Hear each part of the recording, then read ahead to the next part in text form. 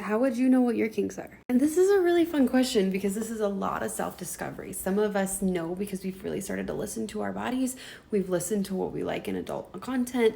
We've listened and we've learned what our partners have liked, but some of us just don't know. And I do want to also say that some of us just are not kinky, and that's also okay. Vanilla is the most popular flavor of ice cream for a reason. It's really good.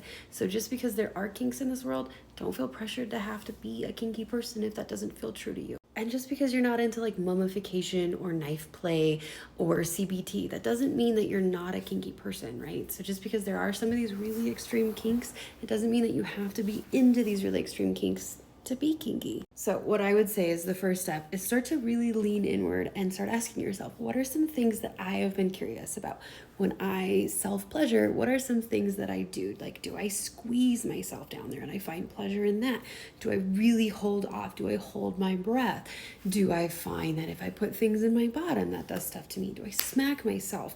That kind of little things that our body's trying to tell us, those can lead to different little roads of kink. Another thing that you can really do that's really exciting is like go to your favorite adult content site, go down from A to Z very slowly, and knowing that not all of this content represents this kink, but just go A through Z and start asking yourself, am I into this? Does this spark an interest? Would this be something that I want to try with myself or with a partner?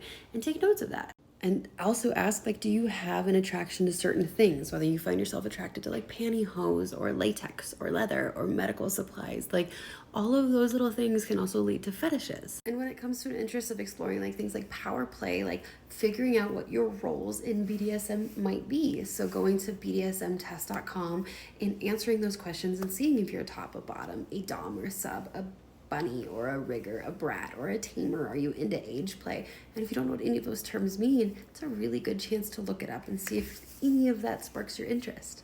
I was talking to my mom about this once, and she's like, well, I'm too old to do any of it. No, there's no age on any of this. That's the one thing I want to say is you are never too old to explore. You are never too old to learn new things about yourself. You're never too old for pleasure. I do also want to remind you that kink has an inherent risk. Almost everything in kink has some sort of risk, whether that is mental, emotional, physical. Like, please know what you're getting into as a top, as a bottom, as somebody who's learning. Do your education, be safe, be ethical. There's ways to play about it, and there's so much research that goes into all this stuff. If you have an interest in tying, shibari is something that needs to be so incredibly safe. So please know that when you get into kink, it's all about safety. It's about informed, enthusiastic consent. It's about educating yourself as much as possible, and it's about having fun. So, is there something that you've been seriously thinking about, curious about, maybe even desiring that you haven't want to tell anybody? Lean into it. Have fun.